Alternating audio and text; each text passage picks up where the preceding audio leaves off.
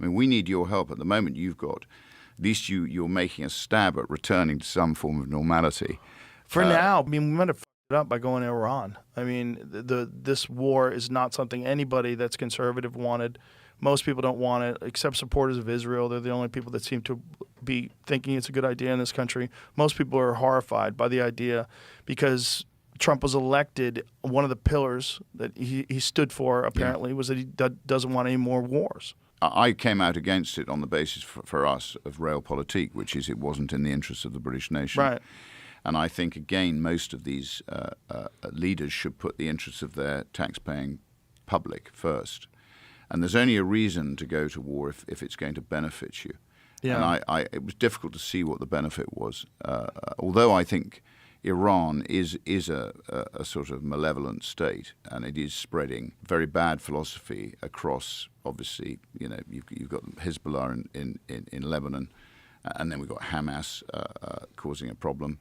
So I think they are a problem, but certainly from our point of view, I mean, you're the only country with the ability to do anything about it. I mean, we had one warship which didn't work properly when it was sent out to help. So, I mean, goodness knows we've spent all our money on welfare and not enough money on defence. So no, we need help, and I think to your point, Elon Musk has been, to my mind, incredibly helpful in restoring free speech, because Starmer and these Fabian Pabloist Haldane society, as I call them, they've all got this malign philosophy, and I think what giving us free speech has done is it's stopped them crushing the spirit of those people who do want to debate, who do want to discuss, who do want to get at the truth. Right, but they've done so much to stop free speech with all these arrests. It's extraordinary. Because they've incentivized people to keep their mouths shut because no one wants to be in trouble.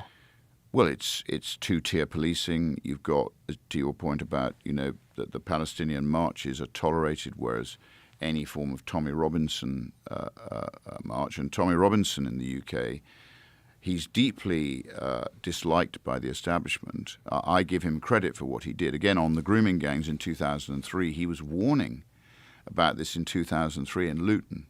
Not only that, I remember people dismissing that in 2003 or 4, whenever it was when I first heard about it, they were talking about him as he was just horrible far-right extremist. I know. And that he was making up these stories about these grooming gangs and rape gangs. I remember hearing that. I remember not knowing, like, what is it? What's accurate here? Like, what's going on? Well, I think the accuracy is that he was right. The establishment didn't want to admit it because if we're right, well, I think we are right about their multicultural post-war experiment. They realized it was failing because you can't justify the sort of abuse and grooming of the most vulnerable people in your society by people who've come into the country. They should be treated equally under the law. A rape is a rape. It doesn't matter whether it's perpetrated by somebody from a Muslim country or a Christian country. Rape is rape, and it should be treated the same. What would you do to stop this? Like, imagine if you got into power right now. What would you do to put a stop to that? Well, we have to root it out, and we have to stop it. How do you root it out? We have to apply the law, the law of our land, to the people who are perpetrating it.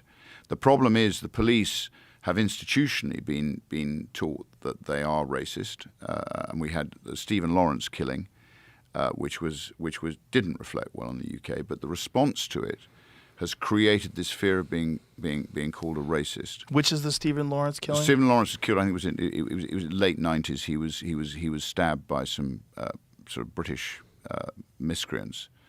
And where was he from? He died. It was in London. Where was Stephen Lawrence from? Well, he was a black boy. Oh, okay. So it's a racial hate crime? Yeah, it was a racial hate crime. Okay, and this is in the 90s? And it was blown up. And again, you find that the racial hate crime involving any white people is now blown up, whereas the very often and increasingly common acts against the indigenous white people are hushed up as much as they possibly can be. That's a funny thing to say, indigenous white people. Yeah. And what I mean, it is real for England. But I mean, nobody thinks about that in America. You would never say, like, indigenous white people. Well, we do have an identity, Yes, Joe. of course. There's a reason why everyone's so pale. Yeah.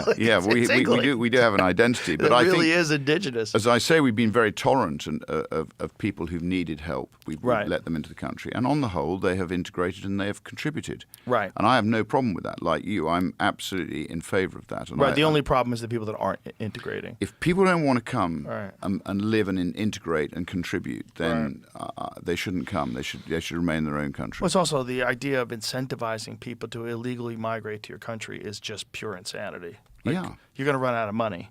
And you're also putting a burden on these taxpayers for no reason whatsoever. It's a bad use of their tax dollars. But in our immigration document, we put forward, the case for basically a hostile environment. We don't want to be handing out welfare. Right. We don't want to be encouraging people to come.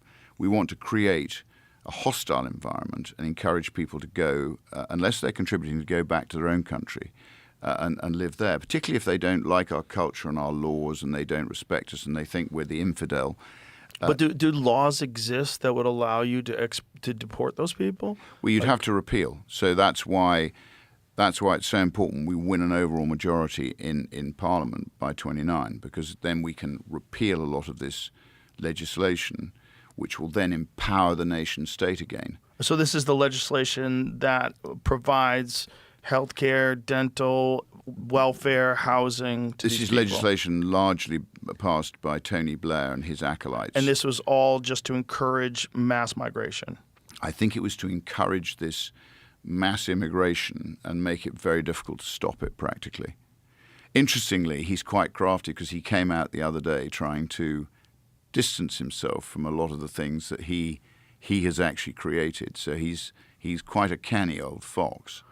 And he looks a bit like Beelzebub these days. I mean, he's got this white hair and these piercing sort of eyes. I can't help look at him and think of evil. But look, so he ultimately, I think him and his team realized what they realized what they were doing. And it was all done through the law. You have to do in a country that believes in the rule of law, the only way to change it is through control of Parliament. So you have to do it top down through the parliamentary system so that you can repeal the laws and you can pass the laws you want to pass to empower the nation state. And at the same time, which we're doing, you need to start controlling local government as well, because local government's gone badly wrong. And a lot of the failures from the rape gang inquiry weren't just the national government. You had failure at local government as well. So are the local government willfully ignorant? Are they denying its existence? Are they gaslighting people on it? Yeah, in the case of Labour, they've enabled it. I say I can't see how anybody can ever vote Labour again after they've read this report, because Labour has clearly enabled this, both at national level by denying what's been going on, and at local level where you have local government. So it happens mainly in Labour-controlled areas. You've got people denying completely that this has been happening, whereas we know it's happening. We have people like Sammy Woodhouse, who's a victim of it, who had a child by her rapist. So ultimately, local government has to be controlled from the bottom up, and we started that process. We won 9 out of 9 county council seats in Norfolk. So my constituency is on the coast in England, so it's a coastal constituency. Been very badly served by the post-war elite, so the fishermen in England have been sold down the river largely to the European fishermen as part of the membership of the EU. So Norfolk is a county on the east coast. It's got rich farmland, and farming's my passion. I love farming. It's my hobby, and I love it. So at the end of the day, we have to control local government and change it bottom up, and we have to then get control of national government and change it top down. I would imagine. And if we can do that, Joe, I truly think we can release the spirit of the British people, and I think they want it. But they've got to show to the ballot box that that's what they want.